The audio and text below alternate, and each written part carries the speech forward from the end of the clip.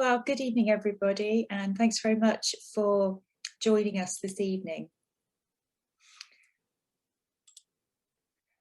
You've joined us for the Institute of Social Responsibility COVID-19 Anniversary EdgeTalks. A year ago today, we woke up to our first full day in lockdown. We were told that it would last 3 weeks, but with a few interludes, it's now been 52. Although more accustomed to working at home than most, many academics, including myself, were initially thrown off balance by the need to adjust to online working. Yet we quickly adapted, and out of that adaptation emerged the ISR COVID-19 blog. Academics across all disciplines, both within Edgehill and beyond, reflected on the impact of lockdown on their area of research and on the constituencies most affected. In the end, we posted 50 pieces in 50 days, and the blog now stands as a permanent account of those first 2 months of the pandemic. It also indicated two things. First, that lockdown, although intended to make us safe, was also inherently unsafe. The impact on the economy, particularly the arts, hospitality and tourism, is likely to permanently reshape these sectors. The impact on educational attainment, physical and mental health and inequality will be felt for years. The pandemic has also created a gender gap and increased reported incidents of domestic abuse. Our civil liberties have also been curtailed in ways that would have been unimaginable 53 weeks ago. Yet at the same time, both individually and collectively, we have had to adapt, take up new hobbies, acquire new skills, start new projects. How many of us have become gardeners or crafters, and how many of us have also completed Netflix? So tonight, with all of this in mind, we invite 5 of those original bloggers back to reflect on the last year, drawing reference both from their original blog post, but also one of the overarching themes of the blog. They will both reflect back on their predictions and look to the future. They do so in the form of an edge talk, akin to a TED talk. Each will speak in a narrative style for no more than 10 minutes. After 9 minutes, each speaker will hear this noise, indicating that they have 1 minute left. After each talk, there will be a short Q&A of 1 or 2 questions. We will move to speaker to speaker without introduction, so I will introduce them all to you now. Our first speaker this evening will be Carol Robinson, Professor of Children's Rights, who will speak on exaggerated inequalities. Professor of Public History and Community Heritage, Paul Ward, will then speak on the passing of time. Paula Keaveney, lecturer in politics, will then speak on the politics of pandemics. Professor of Leadership and Management, Paresh Wankhade, will then speak on civil liberties on loan.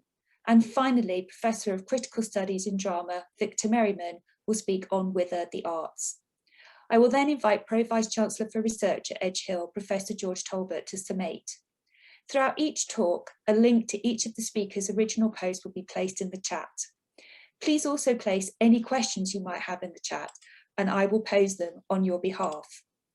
Also, I would ask you to use the reactions emoji, the applause emoji, which I'm demonstrating now, to show your appreciation to all of our speakers.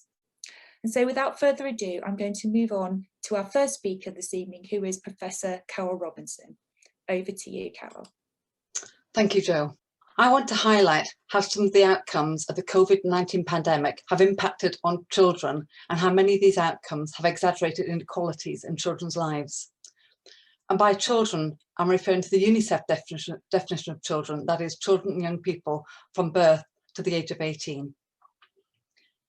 And I want to start by thinking about the global context and highlight a few facts about the impact of COVID-19 on children globally. There are about 1.7 billion children in the world. And in January of last year, the United Nations reported that the number of children living in poverty has increased by 142 million in the past year. And research by Save the Children found that more than 3 in 4 households reported income loss due to the pandemic, with poorer households being hit the hardest. And as a result of more families being pushed into poverty, there's been an increase in the number of children experiencing acute food insecurity. Also in January, UNICEF reported that 1.5 billion children worldwide have not been able to access in-school education, resulting in nearly 370 million children who rely on school meals not receiving these. Given that so many children haven't been able to access in-school education, it's also significant that more than two-thirds of the world's children do not have internet connections in their home. And this, of course, has increased the divide between children who can and those who can't access online home learning. Added to this, Save the Children predicts that at least 10 million children will not return to school because their families will need them to go out to work, with girls and the most deprived children being the most affected. Looking closer to home, in the UK, children who are already experiencing poverty have become worse off, and an estimated 300,000 more children have been pushed into poverty as an outcome of their parents losing jobs or being furloughed due to COVID-19. In England specifically, and there's about 12 million children in England, there are around 2.3 million children living in vulnerable family circumstances. That is, families where there's severe poverty, domestic abuse, parental mental health issues, parental substance misuse, or where a child is a young carer or has a parent in prison. Of these 2.3 million children, 829,000 are invisible to the state and not receiving any support. And a further 761,000 of these children are known to children's services, but it's not clear what help they're receiving, if any. So that's 1.6 million children living in England in risky family situations who we don't know what, if any, support they're receiving, and many are completely under the radar. What's even more worrying is that the pandemic has led to a weakening of the support received by these already vulnerable children because of a temporary reduction in services, including home visits by professionals concerned with their care. So this lack of support has further increased the divide between these children and those who are living in more stable family environments. A further concern is that trends show that during times of financial hardship and stress and anxiety, more referrals are made to children's services with regard to concerns about children's well-being. But there's actually been a reduction in the number of referrals in the past year. For example, between April and June 2020, there were just over 41,000 referrals, but this was 18% lower than for the same period for the previous 3 years. Now, it's not that there's been a reduction in the number of children who need support from children's services. The fact is that due to children not attending school or clubs or other organisations intended for them, many of these issues are going unnoticed and there's no one to refer these children for support. Turning attention specifically to the situation for children in care in England, in a blog I wrote for the ISR in April of last year, I reported a dilution of regulations aimed at protecting children in care. That is, those children living in state and privately run residential homes who are cared for by foster carers. There are about 78,000 children in care in England, and due to the lack of accommodation available for these children, they often end up in unregulated accommodation. That is, where the accommodation is not routinely inspected, and most unregulated accommodation and care is run for profit by private companies. On average, 1 in 8, that's about 10,000 children in care, end up in unregulated homes at some point during the year. Now, until last year, there was a requirement for all children in care, including those in unregulated accommodation, to receive a visit from a social worker within 1 week of being placed in a new accommodation setting, and every 6 weeks thereafter. So although the homes children were living in may not be routinely inspected, the children themselves received visits. However, in April 2020, the Adoption and Children Coronavirus Amendment Regulations removed requirements relating to these visits. So it was no longer mandatory for visits to be made to children in care, even when they were living in unregulated accommodation.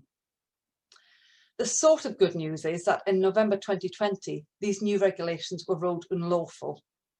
The really good news is, as from September this year, companies providing care and accommodation for children under the age of 16 can no longer be unregulated.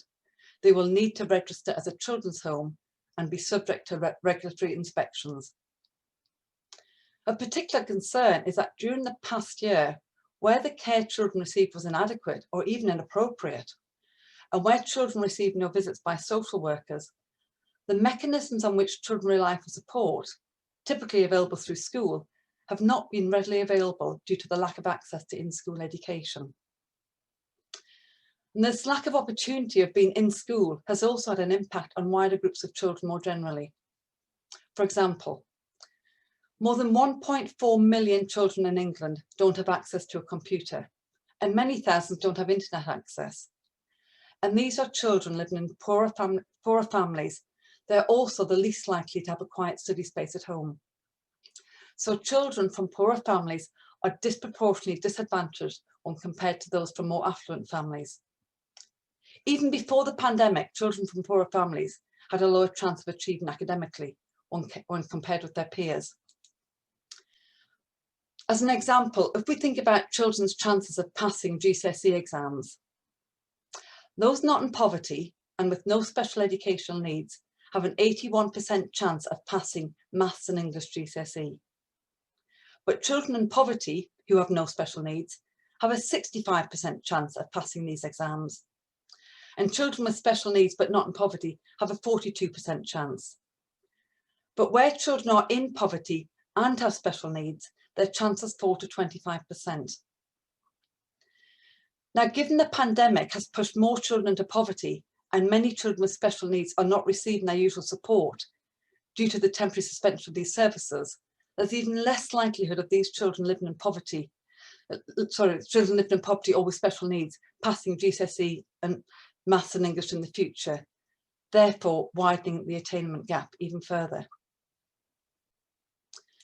And I want to end with thinking about how we might move forward. And I want to draw attention to the United Nations Convention on the Rights of the Child, which was published in 1989. This convention has been ratified by all countries across the world, apart from the USA, and it was ratified by the UK government in 1991. Under Article 12 of this convention, there's a requirement to listen to the views of children on all matters affecting them, with their views being given due weight in accordance with their age and maturity.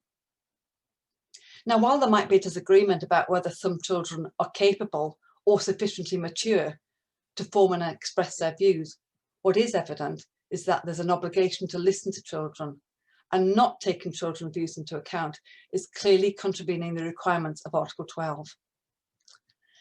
And my final words today are something I'm passionate about as a professor of children's rights.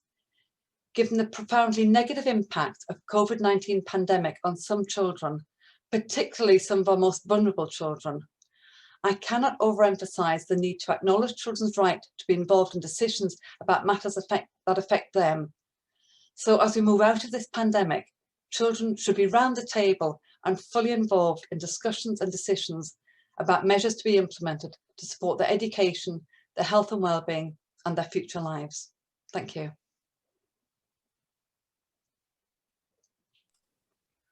Thanks, Carol. I'm just waiting now for someone to put a question in the chat. If not, it'll have to be me that asks the question.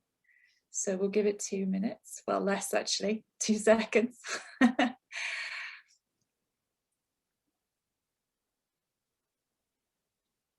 Well, there are no questions appearing, so I'll ask a question. So I was wondering, oh, actually, no, I've got a question. I'm a school governor, and one of the main concerns for school is the uneven experience children have had in education during lockdown. How can teachers best support children who find themselves behind when there aren't enough resources in schools to catch up? I think the rhetoric of behind is a really difficult rhetoric. If children think they're behind, what are they behind in? And I think it's a dangerous rhetoric generally. And I know what's meant by this academically, but I think there's going to be difficulty children catching up, whatever they're catching up with. Again, that's in dispute as well. What are children catching up with? It's almost arbitrary academic standards that we set in the country. So I think we need to think about the children as a whole person, more than the academic achievement. I think it's about children's resilience, about children's well-being, which in a lot of respects are, to me, are more important than the academic achievement. And I think unless we've got those in place, academic achievement won't follow. Okay. So I can understand the concern about academic achievement, but I think if children are part of this rhetoric about catching up or being behind, I think would be in a dangerous situation. Okay, and actually we've got loads of questions, but we're only doing 2 per speaker, so I quite like the second one. How do we digitally include children and give them a voice and an opportunity to speak out?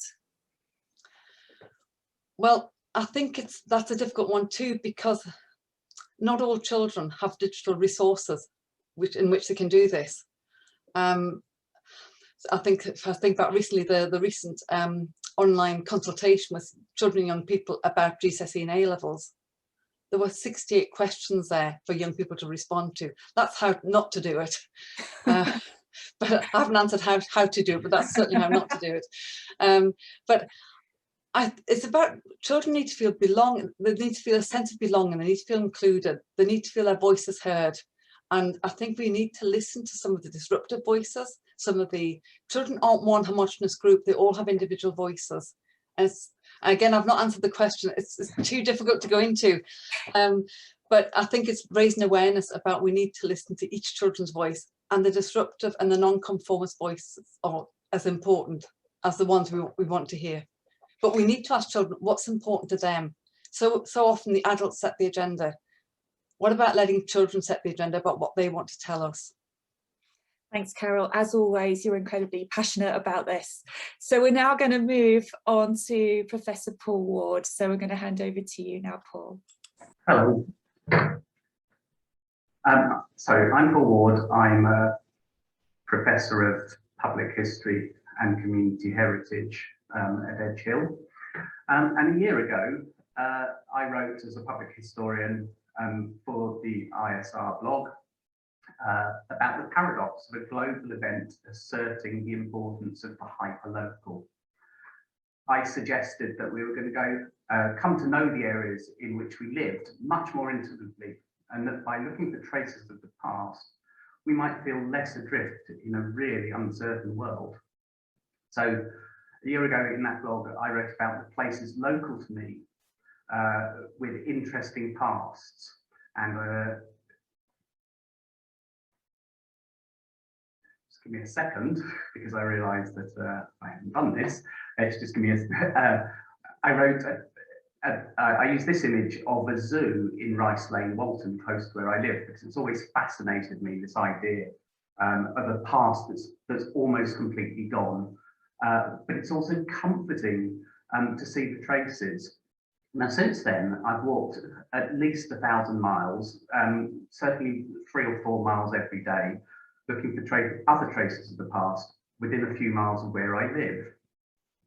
So that's been about the hyperlocal, but the relationship between the hyperlocal and the global has turned over and over across the past year. Now, not much has changed in my streets in the last year, although a substantial amount has changed over the last 100 years. It's been a year since I started tramping the streets. That's 365 days. I worked out, or Google worked out, that it's 8,784 hours and so on. Now, I have to admit, I've got a bit bored sometimes with the terraced houses and the public baths in Bootle, the town hall, the docks, the jam factory, the parks, the dairies, the sunsets, the names of streets, and a place I visit regularly, the canal.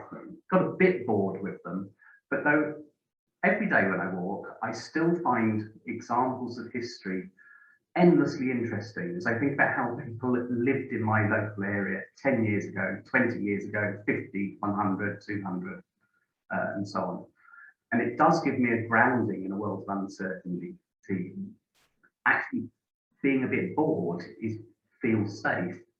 I can also tell from social media about local history that the same applies to many others. There's been quite an explosion of the use about interest in local histories on social media. But it's not enough to think only about the place in which one lives. And other localities are often in my thoughts too. And my interest is drawn to changes across time and through histories impacted by COVID-19 as this world-changing event affects the local and the hyperlocal. And I've let my attention be drawn to another locality that's been in the news quite frequently, I love these sort of old maps. They're just the way I understand the places in which I live and other places and the past. And I heard about it somewhere that I didn't really know where it was. It was somewhere in the southeast of England, so you could say the opposite of us in the northwest of England. And it sounded historical, but it was dealing with a very contemporary issue. And COVID had impacted the history of this local place. And it's a local place with a global history. Established in 1794, it was an army camp that housed soldiers who fought with the Duke of Wellington in the Napoleonic Wars, accommodated soldiers who travelled the world to serve in the British Empire, put up British and Canadian troops during the First World War. There are cafe newsreels of the camp in the Second World War, and also army cadets in the 1950s. And it now has a trust seeking to establish a heritage centre there, and they say that the centre would be dedicated to the history and legacy of the modern British Army from its birthplace. It's even been honoured by the Home Secretary, Priti Patel, who paid tribute to it for having been home to our brave soldiers and army personnel. Now, the changing histories of places like this are fascinating to me. An interest of people in their past encourages me to think about hopeful futures of communities developing and using the history of where they live as a unifying force, recognising we have different histories, but we all live together. And last year I borrowed a phrase from a Scandinavian historian talking about digging where we stand to understand where we live. Now, doing justice to history has been in the news a lot in this year too. The killing of George Floyd by police in Minneapolis in May 2020, it reignited the Black Lives Matter movement and saw a deep questioning of history. In Britain, most famously, attention was drawn to the local history of Bristol as the statue of Edward Colston, a slave trader from the 17th century, was removed by popular demand and thrown in the harbour. And I said I like maps, and I found this one of the route that was taken. Quite an achievement for a statue. Now, the passing of time and the moving of statues was political and contested. So gangs of men have defended statues that they know nothing about, and government ministers have criticised historians for wanting to teach more and broader history. Now, these national and international issues are played out in the hyperlocal. In September, 6 months into the pandemic, the Home Office decided to use the historic site I was discussing earlier and others like it for a new purpose. They considered that army camps were sufficiently uncomfortable or less generous, as they described them, which to me sounds like descriptions of the 19th century poor law as less eligible, which meant the conditions in workhouses had to be worse than conditions available to those outside, so that there's a deterrence to claiming poor relief. So these barracks were going to become the homes for migrants that would be less generous than anything they could hope to expect elsewhere, and this would discourage them from coming to Britain. So the particular place that came into my attention was called Napier Barracks, and to me that just sounds historic. So Napier Barracks would house asylum seekers. Across the year, while tens of thousands have died of COVID, some people could still be sufficiently angry with migrants wanting better lives to suggest using our Navy to turn them back in the English Channel, and failing that, to use army barracks to pen them in. The added risk of infecting each other with COVID-19 by being housed more than 20 plus in a room added considerably to the less generous treatment of migrants, refugees, and asylum seekers. Time passes and history is made. Now, it's not always a comforting history of British progress leading further and further towards New Jerusalem, or to use a Churchillian phrase, towards the broad sunlit uplands. We have a difficult history of slavery, imperialism, subjugation, and exploitation. Now, this view that I've just given is subject to ongoing history wars, as the government claims to want to enable free speech in universities, but spends a considerable amount of time criticising the free speech that I've just expressed, and criticising an extension of historical knowledge. Last week, a Tory MP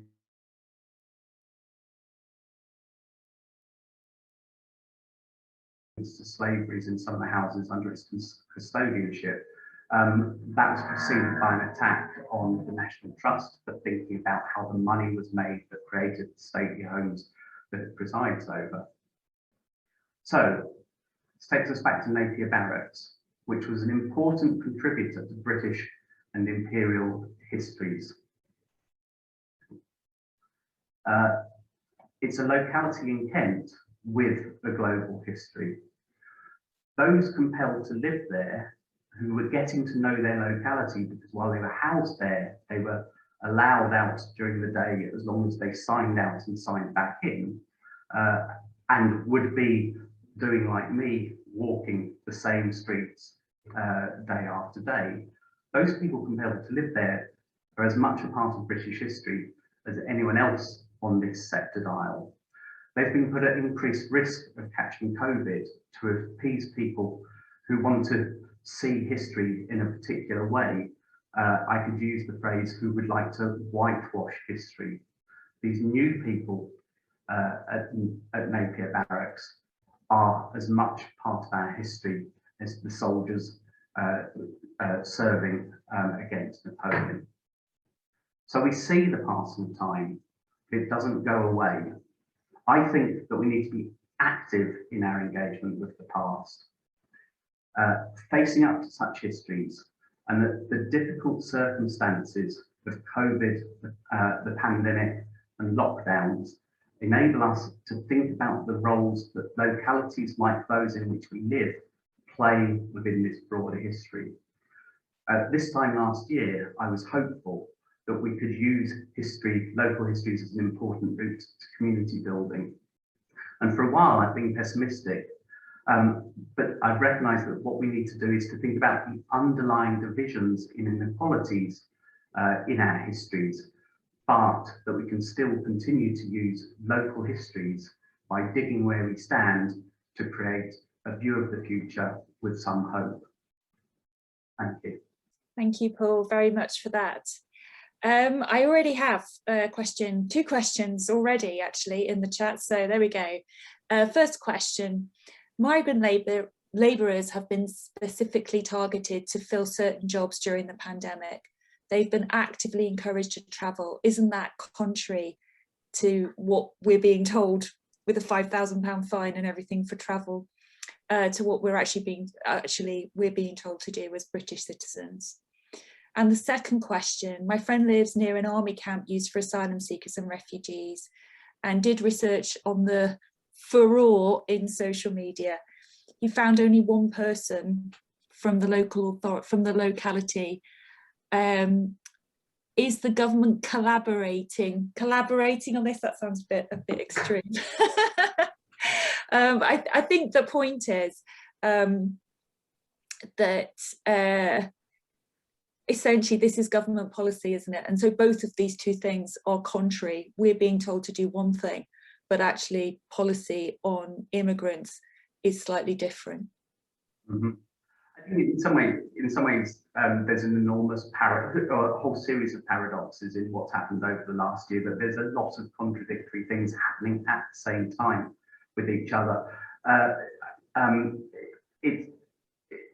In British history, it's largely been the case that immigrants to Britain have been damned if they do and damned if they don't. There's no way in which they won't meet hostilities from some people or another. So at the beginning of the 20th century, Jews from Eastern Europe were being blamed for looking different, but if they assimilated, then they were being told that they were hiding their identities.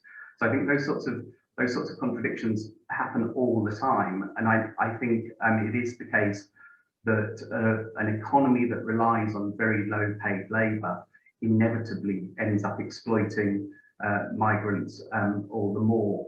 I think one of the interesting things that I did when I was thinking about Napier Barracks was I found the local authorities list of questions gathered from the public who lived around when this plan was announced, and it made for very interesting reading, with very much a mix of alarm, hostility, and concern. And so some people would say, how can we be sure that these people aren't going to rob us in the night, on the one hand, and other people at the same time saying, are we able to offer help? Are we able to volunteer? Are we able to get involved with what's happening there? And again, I think that those contradictions and complexities are part of some division in Britain that has inevitably become more embittered as a result of the Brexit debate. And then I admit to a naivety about the start of the lockdown, where I thought that there would be a coming together. I think, in effect, time passes, but actually often not that much changes. I think you're absolutely right. I can say as well that I think all of us have got bored with walking around our localities, and certainly in my case, tramping through mud. Anyway, thank you very much, Paul. Snappy talk and interesting as ever. We now move on to Paula Keaveney, who's going to talk about the politics of pandemics. Over to you, Paula. Okay, I've said the politics of the pandemic, but it should really be politics in pandemics, because a lot of what I'm going to talk about is actually the activity that politicians undertake during the restrictions of a pandemic. And my original blog post was about the difficulties that are faced in this situation by members of the opposition. Because if you think about what politics is, if you are an opposition party, you need to be different from the government. You are a government in waiting, or you're a challenger, and you need to find points of difference.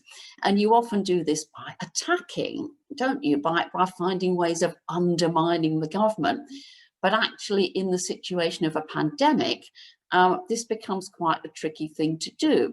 And so I began to sympathise somewhat with Keir Starmer, who had the bad luck to become Labour leader at pretty much the beginning of the pandemic, and then actually had to go on and develop ways of dealing with the government. So first of all, I want to let you into some information about how oppositions respond to things. When you are an opposition, you have to be responding to things all the time, and often you don't have much notice. And I've noticed there are a set of lines that oppositions can take when they're responding. And the first, I was playing opposition bingo this afternoon when Priti Patel was speaking, and pretty much all of these came up. But the first opposition line is, when the government's done something reasonably good, but you want to criticise it, it's either too little too late, or okay as far as it goes, but not far enough. Another opposition line is, why are you saying that when there's all these other more important problems you should be dealing with? Clearly, that's not an easy one to do during a pandemic. Another standard attack line is the U-turn. You said this and now you're doing this, you've reversed yourself. And the fourth one is, well, that's all very well, but we said it first. Now, many of these sound very childish when we're discussing pandemics and the difficulties that the country's in.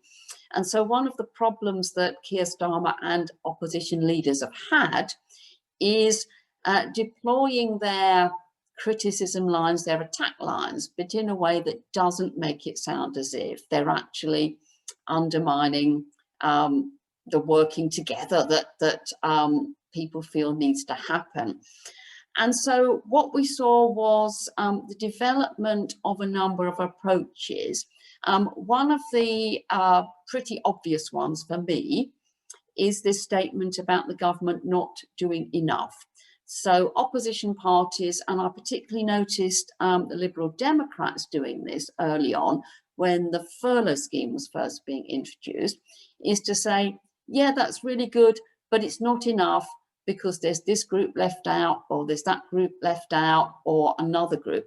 And this enables opposition parties to support the good things that are going on, but also deploy a level of criticism and a level of differentiating.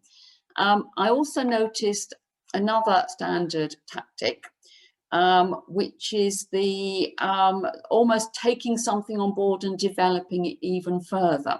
And this is a piece of communication from the Labour Party, sponsored by the Daily Mirror and involving the trade unions as well.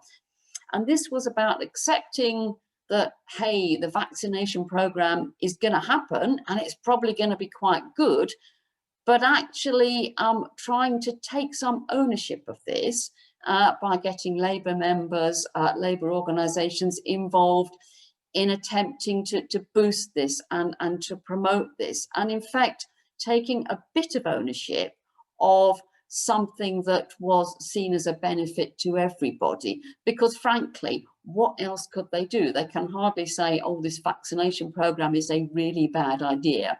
So it's for me, it's a good example of an opposition party using something that's already going on and trying to get a bit more leverage out of that. And one of the problems opposition parties face here is this business about the right tone. And we saw as Keir Starmer and other opposition leaders went through discussing the pandemic, there were a number of angles that they attempted to use. The first one, which did score some hits at times, was this subject of competence.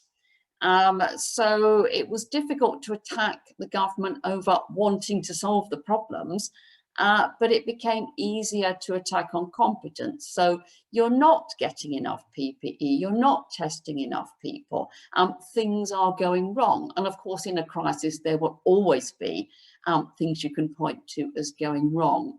Another line of attack was that of over-promising. And I mean, Boris Johnson is somebody who certainly early in the pandemic did overpromise. I remember him saying it would all be over in 12 weeks. You know, so overpromising was quite an early characteristic of his statements.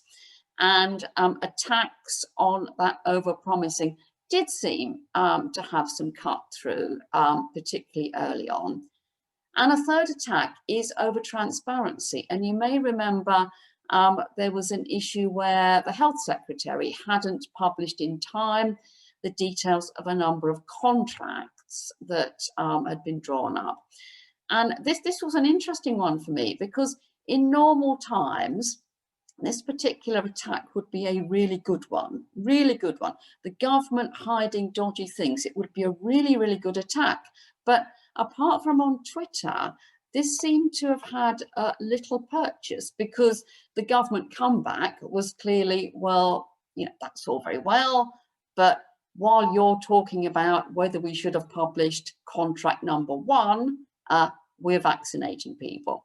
And so that the problem that opposition parties had was that although there were these sort of potential lines they could take, very few of these were having any cut through. And if we actually look at the current opinion polls, we would expect Labour to be considerably ahead, and they're not. And we would actually expect the Prime Minister to be doing badly, and he's not.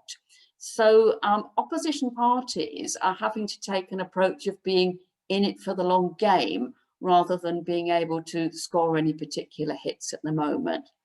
So I was looking at how parties behaved in the early days of the pandemic, and this was really interesting for me, because UK political parties on the whole don't provide services. They don't go out and act as social service people. They're very much campaigners. They get elected to bodies that then provide the services.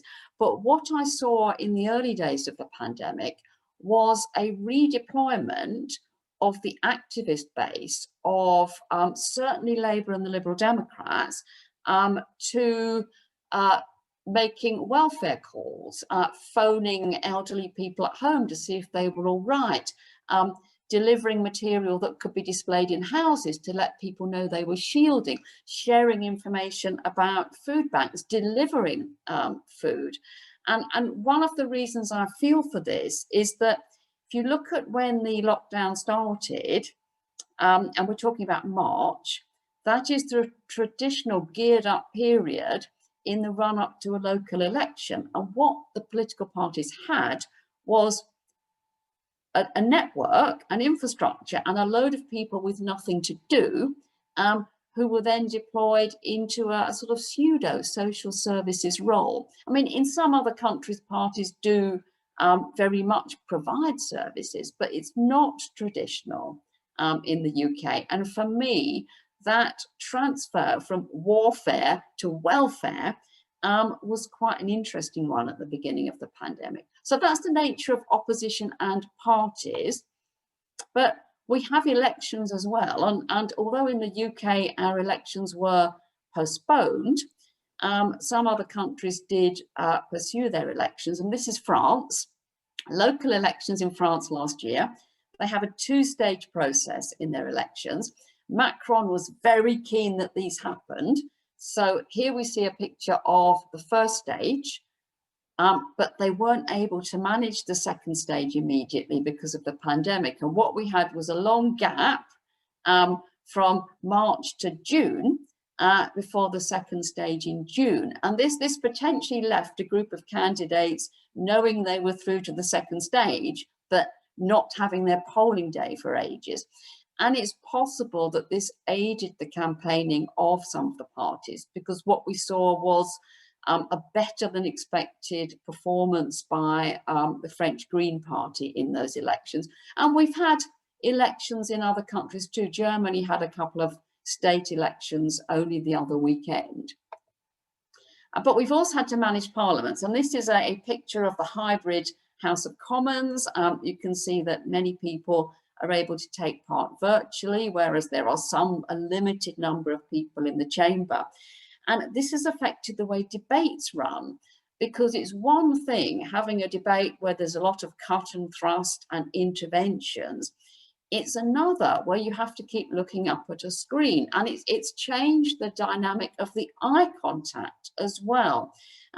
Whether it's made the debates more cerebral, I don't know. I know there's quite a hankering from some parliamentarians to be back, but it has actually shown us that we can run political processes in a hybrid way during a pandemic. I'm sad enough to have watched an online Liverpool City Council full council debate, which consisted of a few group leaders in a room with the Lord Mayor and everyone else remotely. I have to say, I don't feel that worked at all. I think the House of Commons debates are working, and the devolved Parliament debates are working in a hybrid way. And perhaps that's a lesson for us. We also have scrutiny in politics, don't we? I mean, it's all very well saying the government can do this and that, but actually there is scrutiny that's supposed to happen. And the example I have here is quite an interesting one. It's New Zealand. Now, I have to say at this point, last year, Parliament was effectively shut down in New Zealand. So the government was doing things, but the normal parliamentary systems weren't working. So what happened was a committee was set up to be a scrutiny body of the government over its response to the epidemic. And they deliberately made it opposition majority, and they deliberately gave the chair to the leader of the largest opposition party. I mean, this is often quoted as a good example of pandemic scrutiny. I have to say, I was impressed when it was first set up, but if you look at the fact that it only ran for 2 months, I think we need to think again about whether we can actually point to New Zealand and say, yes, this actually was a good example of pandemic scrutiny.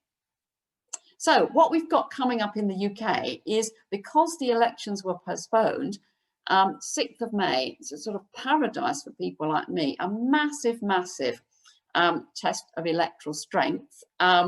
after a period in which campaigning has been really, really limited. And the pictures you see on the screen here, I've got the Senate, I've got the Scottish Parliament. The building in the bottom right hand is actually City Hall in London. The other box is Hartlepool, where we are expecting the writ to be moved for the by-election. And we're expecting the writ to be moved for that tomorrow. And there's even more tests. So this is just a list of all the different elections we will have on the 6th of May. And it will be interesting to see the effect of the pandemic and the effect of that lack of campaigning on the results that we will have on the 6th of May. He is obviously hoping that his poll ratings will mean decent results for him on the 6th of May. I think it's true to say this is a major test for Keir Starmer because it's his first outing as leader in a big electoral contest, and it will be fascinating to see how the pandemic affects these voting patterns from Inverness to Penzance. Thank you.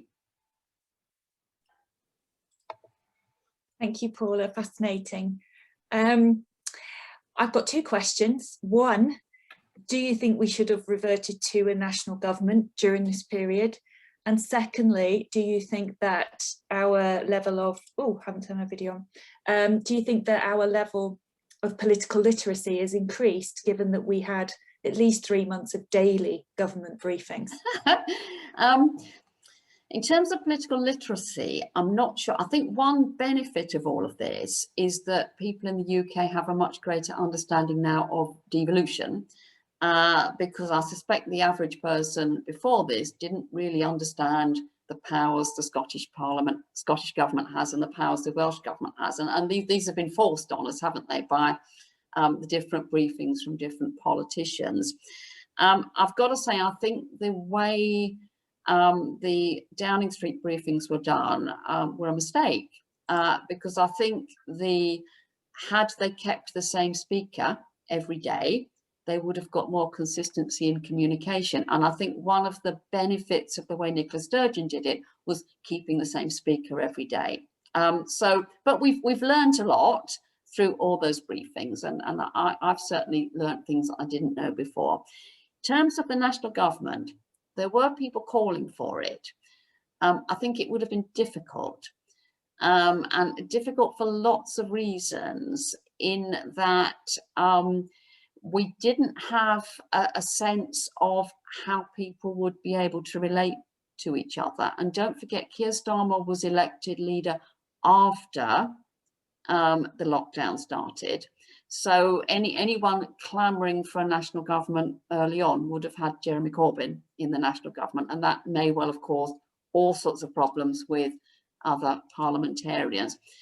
I think on the whole, national governments are to be avoided unless there's a really strong reason for it, simply because we need scrutiny. You know, if there is a national government, where is the scrutiny coming from? You know, where is it coming from? And I think you do need to have this strong democratic challenge all the time, and that's something you lose if you create that national government structure. Well, thanks, Paula. Insightful as always. However, I do think it's difficult to do a national briefing from your hospital bed, which what would have happened to Boris Johnson. Well, it's always good to try something new, isn't it? You know, a bit of variety there, a bit of waving. Yeah. Indeed. Anyway, thanks very much. We're now going to move on to Paresh Wankhade. Oh, I better do my little clap. And he's going to talk to us about civil liberties. Over to you, Paresh. Thank you, Jo. Thank you. Hello, everybody. And in my original blog, I argued about the challenge, the lockdown and the pandemic and the various restrictions posed to the personal and individual freedom. And I said maybe three key things. I talked about this confusion or lack of clarity, especially around the emergency legislation, which had to be rushed through, and the role of the government and almost the parliamentary deadlock. I also talked about this fierce tension between what was described as everlockers and liberators. And I also talked about what the parliament could do in that situation. So a year on, I want to look at what has happened or if anything has changed. And I'll start with this original question, whether the police needs more power in terms of our experience of the pandemic. So a year and beyond, I think we know that the government used its powers to emergency power to bring the Corona 2020 legislation.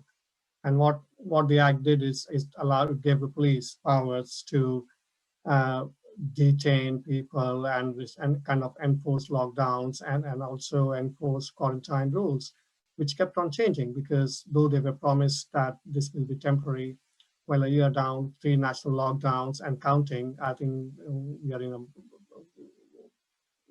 we'll have to watch this space.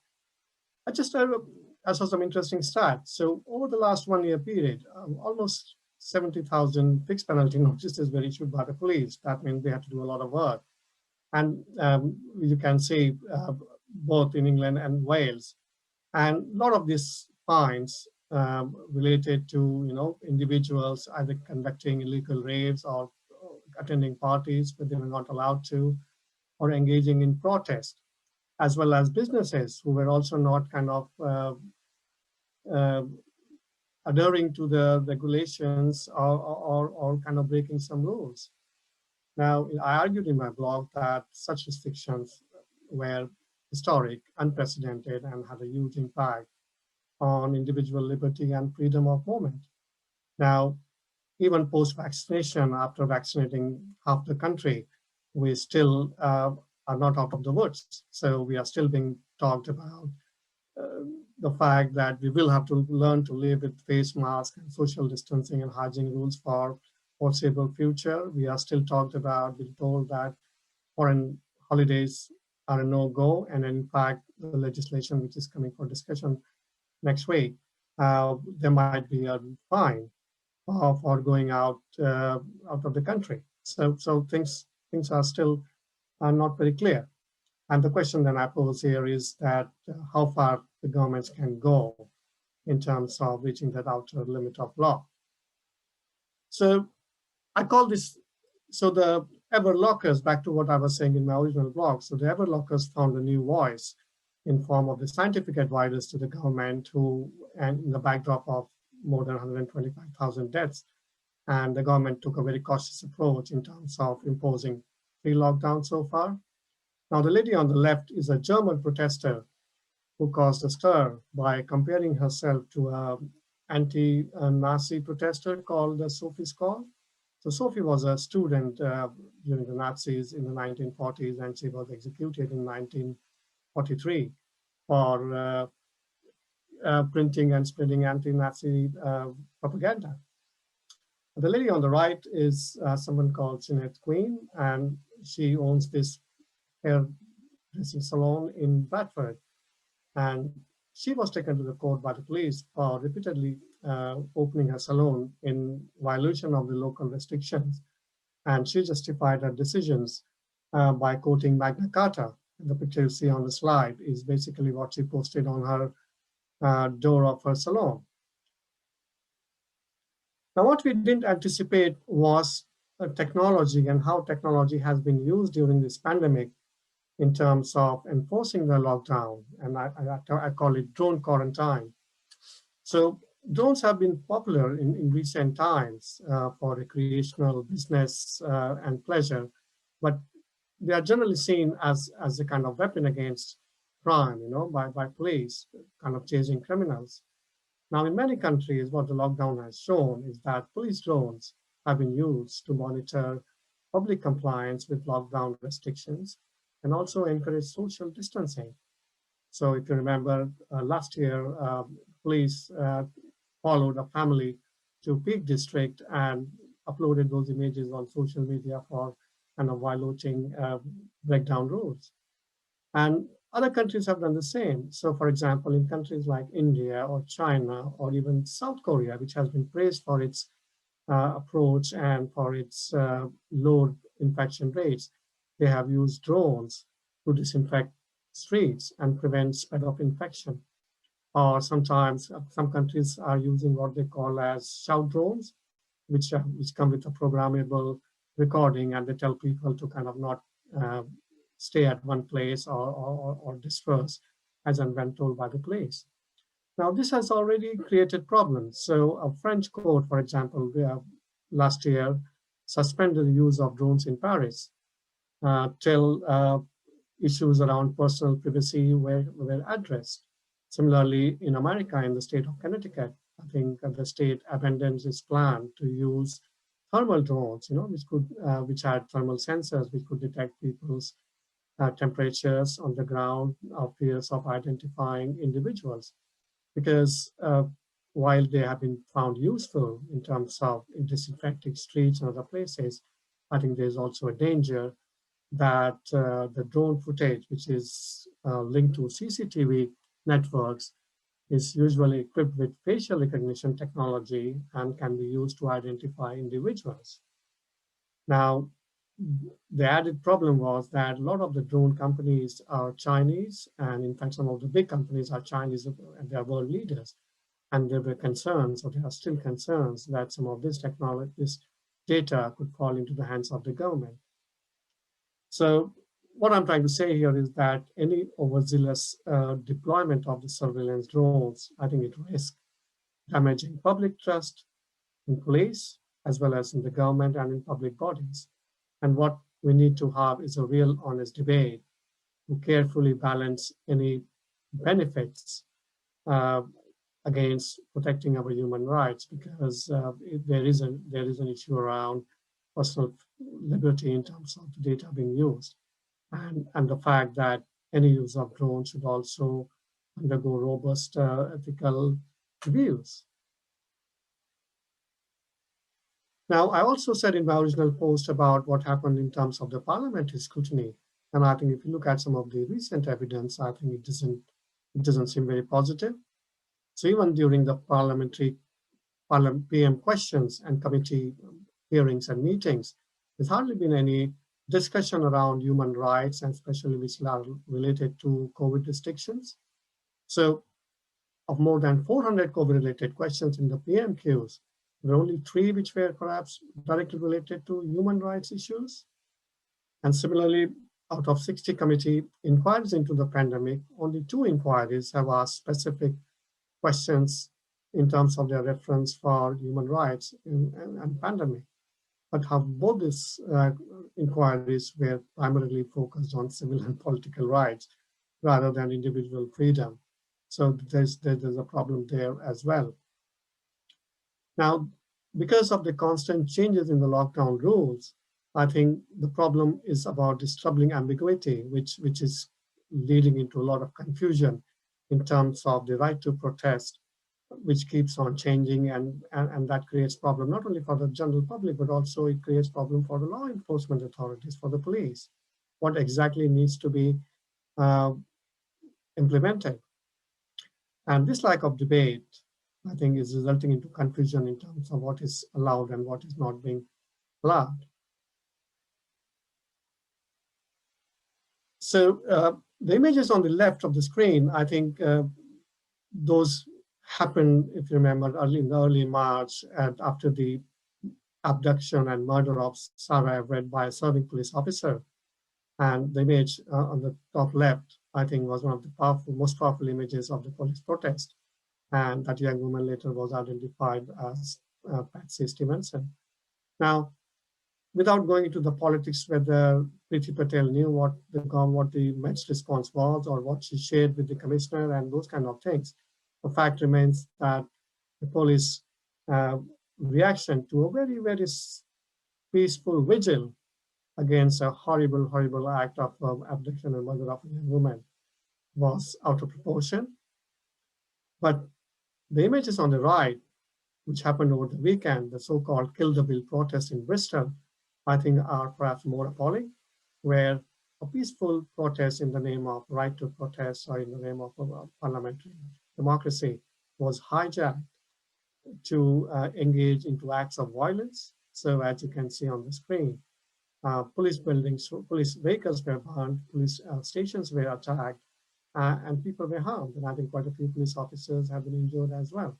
Now, I don't think for a minute we can call that as democratic protest, but the point I'm trying to make here is that these things are happening because of the lack of clarity or confusion in terms of what exactly is allowed for the police to enforce.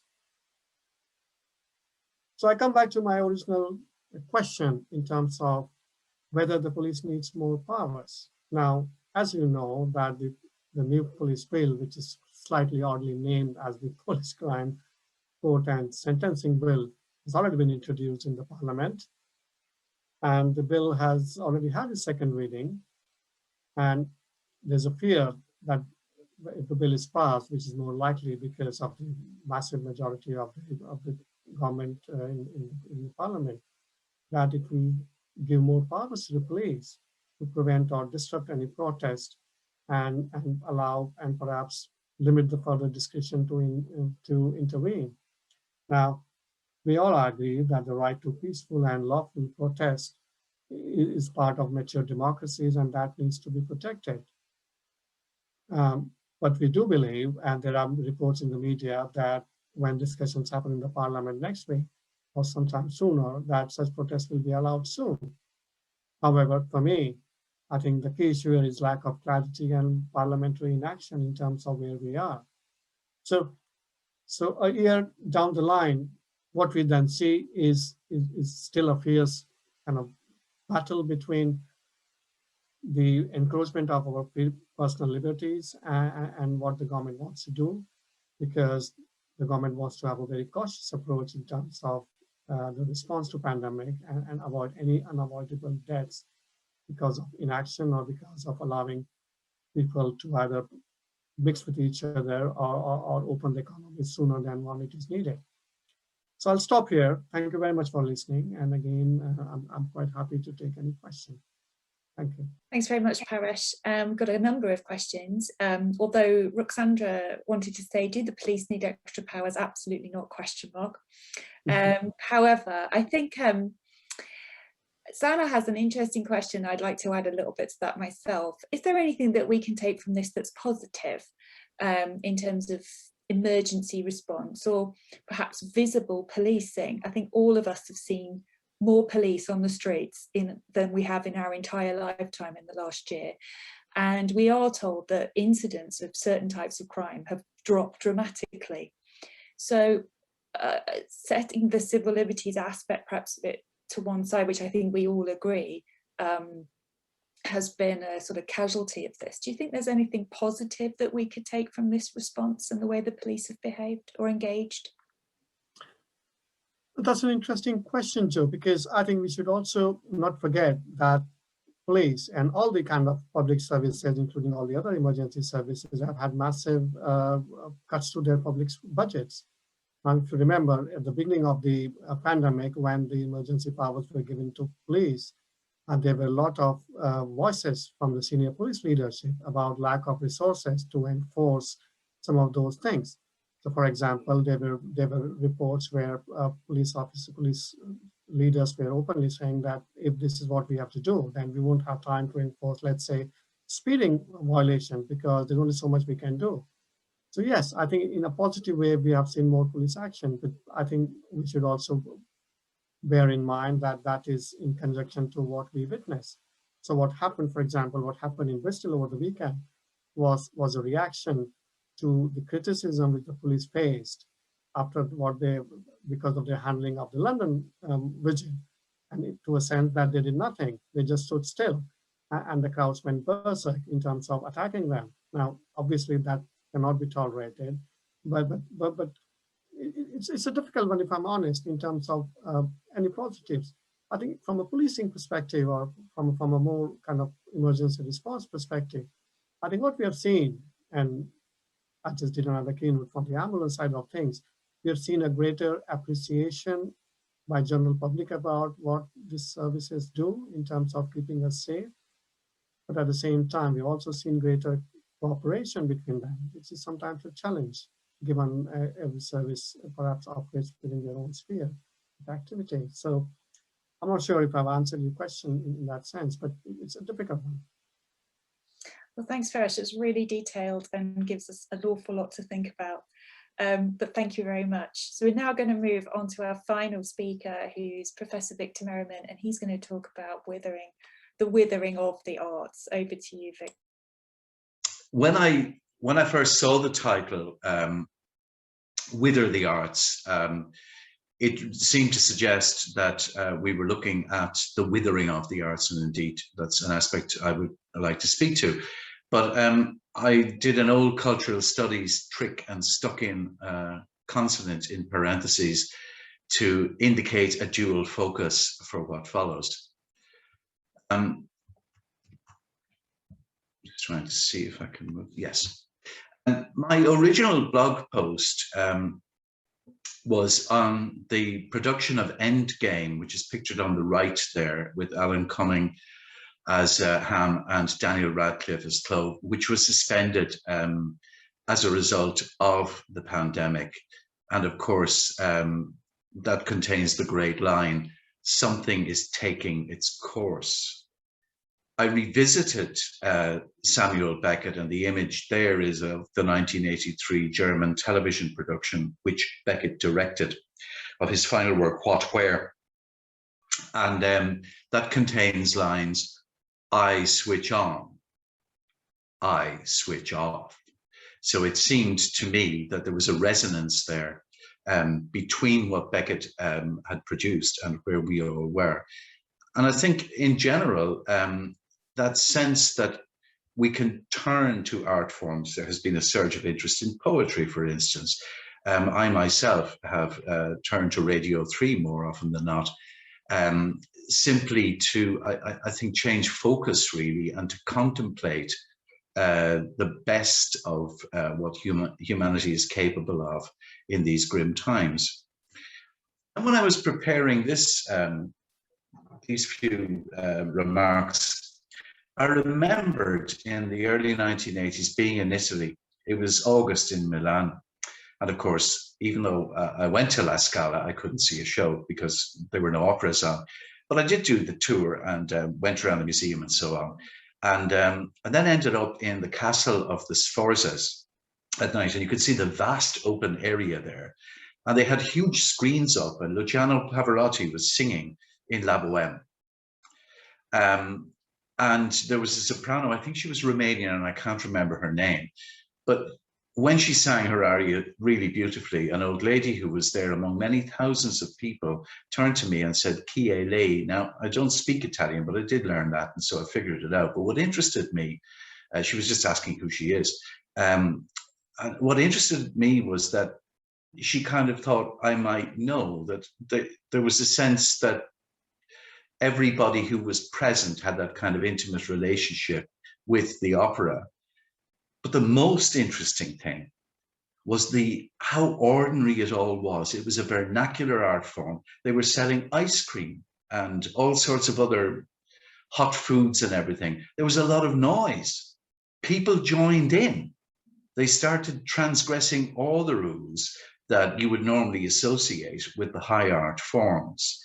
And the fact that it was so much the property of people, and that they felt so au fait with the work, and also that they had permission to join in, was something that struck me.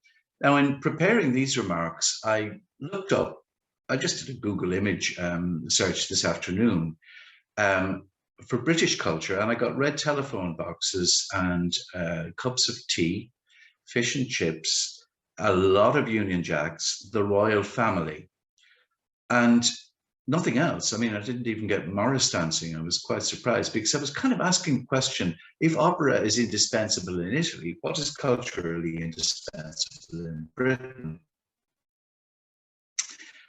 And it seemed to me that probably the great cultural event, and of course I'm speaking of popular culture here, and the most poignant moment of that event takes place before a ball is kicked. It is communal singing of the beautiful hymn, Abide With Me, which was a favorite of King George V.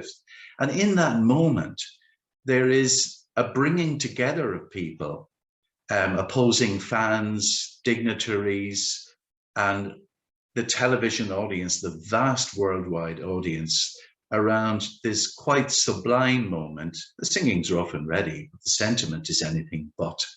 And so even at the heart of something that appears to be a polar opposite from Pavarotti and La Boheme, you find that in British culture there is a point of tangency with this.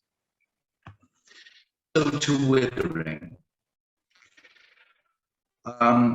Last Saturday, I heard Michael Morpurgo as I was driving. He was on Radio 4 and he was doing a slot called A Point of View. And he said the following: when the pandemic struck, so many theatre friends, music friends, film friends were left high and dry, most unemployed and many in despair. With the first shock of it, their lives, professional, financial and personal, had been instantly torn apart. No theatres, no concert halls, no cinemas, no audiences. They and we have been brutally severed from so much we love and rely on for our intellectual and emotional well-being. Well, with all the aplomb of a superb writer, Morpurgo here draws our attention to the fact that working in what we call the arts is a way of life, professional, financial. It's also a way of living. For the rest of us, and indeed for the artists concerned, those collective gatherings in theatres, concert halls and cinemas, that sense of being a member of an audience or a collective, an orchestral ensemble, a chamber choir, the cast of a play, those senses are absolutely crucial to how we understand ourselves in relation to others. They are essential, as Morpurgo says, to our intellectual and emotional well-being. So we live in a time of slogans, and the slogan du jour, as it were, is build back better. So this is all very well, except we don't know who Bob is in this case, and we don't know what Bob is going to do, because there is a kind of a binary choice. And this, in my view, need not be a binary, as I will demonstrate later on, I hope. But there is actually, in what is broadly a Philistine culture, an abiding binary between and what I might call the ecology of art forms. On the economic side of the ledger, which is the dominant side, make no mistake about it, and of course, as Morpurgo points out, this is the most acutely posed problem at the moment. People are literally in dire straits. But we have a calculus involving cultural industries or creative industries. We can tell, we can look into and publish the percentage of GDP that is generated by this work, not only in terms of, we'll say, export and so on, but also in terms of cultural tourism. And we can look at figures for direct and indirect employment, and these are absolutely crucial. But they do not, in terms of whether the arts or why the arts should not be allowed to wither, they do not in any way overpower or displace what I would argue is the primary function and indeed the wellspring in the ecology of artists and the work that they do. I refer to the imagination, to the questions that are fundamental to the imperative to write, to paint, to dance. I refer to the insights which involvement with attendance at arts events offer to us, and the uplift that comes from that, the adrenaline of performance, the adrenaline of being in an audience, that sense when you walk out into the night afterwards, that it's been worthwhile, that something important has happened to you in the presence of others. And I think that that all contributes hugely to human flourishing. The point I'm making is that that which animates artists and that which absorbs audiences is every bit as important as the more quantifiable aspects of the economic analysis. And it is important because it's important to the soul of the country, as it were, and to the relationships that many of us have discovered with people we didn't know very well before the pandemic started. the closeness of neighbors, the interdependence, and so on. So in terms of economics or ecology, we can ask the question, what do we want? And of course, this is a question that the economistic viewpoint will always ask. Do people want this? Well, here's an instructive example. This is Anthony Gormley's Another Place, beautiful image of it on Crosby Beach.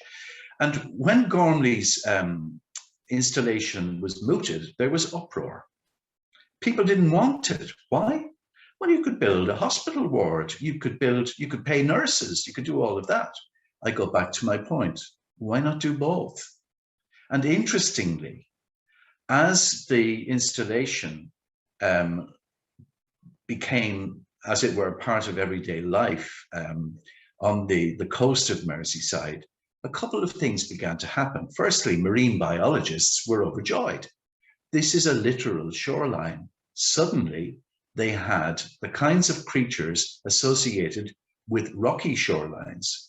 Barnacles were beginning to encrust themselves on the figures. And so there was an immediate dividend there for natural science. But there was something else then.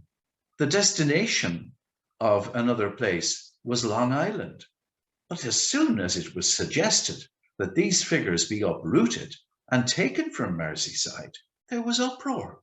No, we like them. They have redefined the beach, they've redefined the way we look at things, and we're proud of it. It's a massive, globally significant installation. There's a lesson there that sometimes people rebel against an idea of something that they think should be measured economically and turns out in that perspective to have little value, but actually when they begin to live with it, they discover it has another set of values which are life enhancing. So where are we going? Well, this image attempts to encapsulate something that I think would be very, very much a desirable outcome.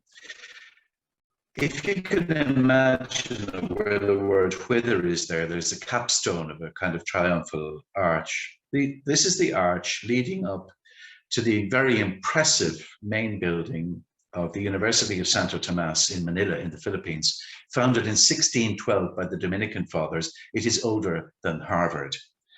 And on the very, very front pillars of this impressive campus, there are memorials to two alumni. On the left is Jose Rizal. On the right is Manuel L. Quezon.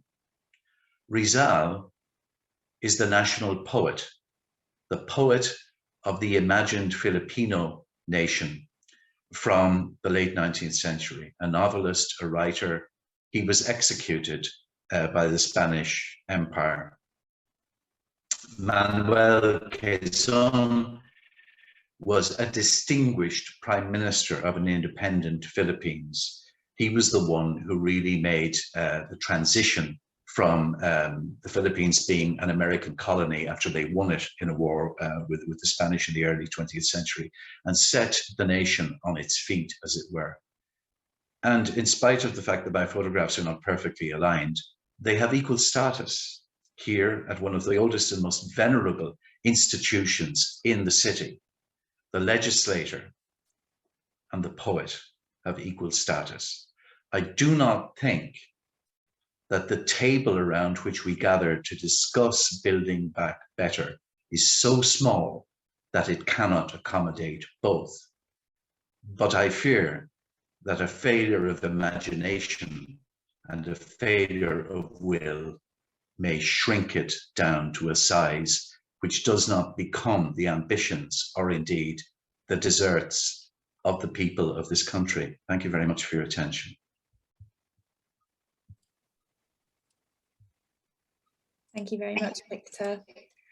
We do have one question, and that is, oh no, we've got more, we've got another one. So we've got one, first question is, should we replace wither with opportunity? I guess in that sense, can we take something from this and maybe do the arts differently? And secondly, do you have hope that the pandemic might have unleashed the public's creativity? There was an enormous amount, at least in the first lockdown, of people doing art at home, even if they couldn't do art in big public spaces. And do you think this is something that perhaps we can tap into when this is over? Yes, to both, really. I mean, I think, of course, I take Roxandra's point on the opportunity. I was speaking to my subject. I don't think that art forms and artists should wither, of course not, but there is a real and present danger. I mean, I was talking to some of our graduates there last week about a project that's coming up, and they were working, I was delighted they were working in a COVID vaccination centre, and I can only imagine, they were in Manchester, and how pleasant and welcoming they would have made people feel, because of course performing arts students are natural communicators. They tend to have big personalities, even though some of them are shy, they can certainly put on a show. And so I felt, well, at least they're keeping going. But the question is, what about that ecology for small theatre companies and so on?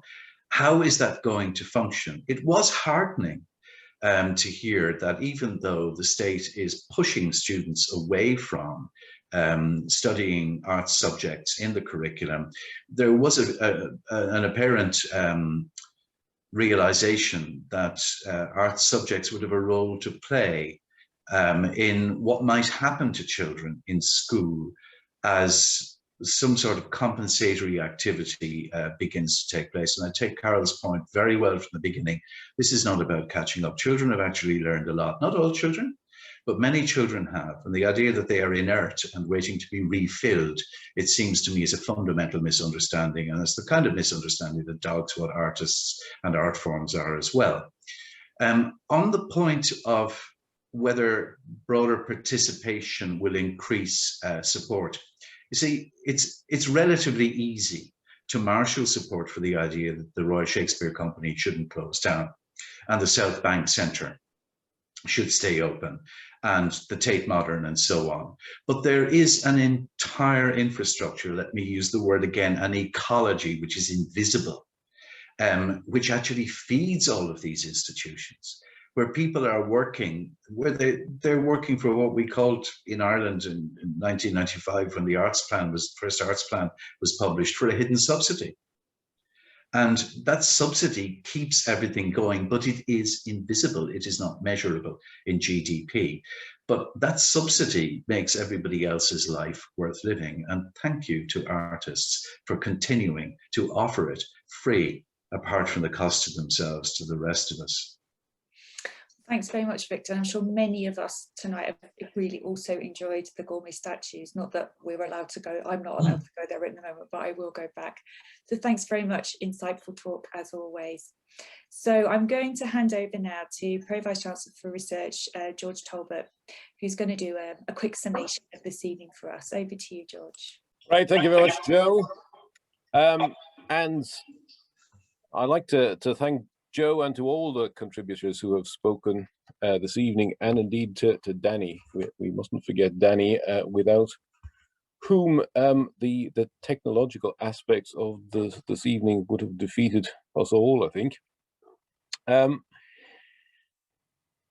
Going back 7 or 8 years, when the idea came to some of us of setting up the 3 institutes, what we were seeking to do was to bring something to Edge Hill that hadn't really been there before, and to open a window out to the world, largely to see what might happen.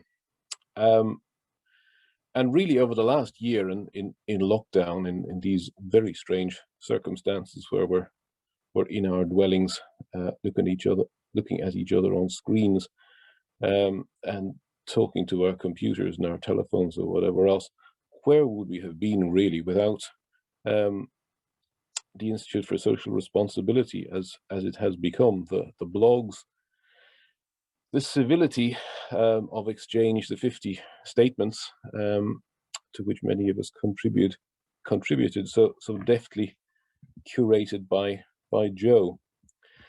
And well, of those 50, we've had a 10th of them revisited this evening, and the different presentations, certainly towards the end of the 5, started talking to each other in an intertextual sort of a way. So I'm conscious of the fact that according to the clock, I've got a minute left to go before 8 o'clock. I'm not quite going to achieve that because I've got a few things that I do want to say. But briefly, we heard from Carol Robinson about the plight of children and the accelerating effect on inequalities which this pandemic has wrought in this country and indeed worldwide. And so much of it is under the radar that it's going to take a generation to work through. And she's made a passionate point about involving children in the reconstruction and hearing from them what's important to them. From Paul Ward, we heard about reflections on the past, on the local past, on Napier Barracks and creating less generous homes for migrants and asylum seekers. And occasionally, I'm struck by the irony, really, of what we sometimes hear in relation to the 1940s of the spirit of Dunkirk and small vessels bobbing across the channel as an important trope of national history on the one hand, to how they're treated when there are migrants coming over instead, something we might want to reflect on conceivably. And Paula shared with us some more of these tropes and rhetorical strategies in relation to opposition parties in difficult times, and focused our attention really on what's going to happen on the 6th of May and the local elections and the various other elections taking place up and down the kingdom. And relating to that and the effect of the pandemic on our personal freedoms and the policing of society and the role of technology and drones and enforcement and the risk of data in authoritarian or increasingly authoritarian regimes, and the need for honest debate for the future, led very neatly into Victor. And Victor managed something, from my point of view, quite remarkable, really, in that he presented some images of things which, as it happens, are particularly dear to me.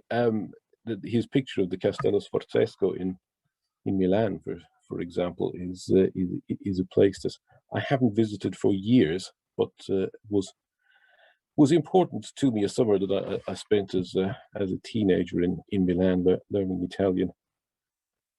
A long time ago, and the image of another place, which is an important one for many of us, I think, living in this part of the world. I need the building back better. He didn't mention, I don't think, taking back control, which is another one of those that's dominated the public sphere over the last year or so. While people talked about what's gone on in terms of politics quite a bit, we didn't touch on the fact that there was an attempted coup d'etat in the United States, which is, when we think back over the year of the pandemic, must be one of the most extraordinary things to have happened, a trashing of the essence of the democratic process, which takes me back really full circle to the opening the windows on the world, the role of universities, and this university in particular, in creating spaces for debates to challenge assumptions and to assist in the process of renewal, which is going to come at the end of the pandemic. I'm going to finish by quoting something that Victor said, and in relation to his experience at the opera in the Castello Sforzesco, and indeed communal singing "Abide with Me" before sporting events, where he said that something important has happened to you in the presence of others. I think really that's been the experience of the last 90 minutes this evening. Certainly something that I will take away from me. So something profound, I think, has happened to all of us in the last hour and a half. And I'm very grateful again to all the speakers and to Joe in particular for pulling all of this together. I think we should be very proud of what's been achieved. Thank you again, and good night. Thank you, George, and thank you everybody for attending this evening, and also again to Danny, who's working behind the scenes doing all of the tech. Danny's put links to the original blog post and our ongoing anniversary blog in the chat, and a link to all of our up and coming events at the Institute of Social Responsibility. So all I've got to do now is to wish you good night and to go off and enjoy a glass of wine. Thanks very much, everybody. Good evening.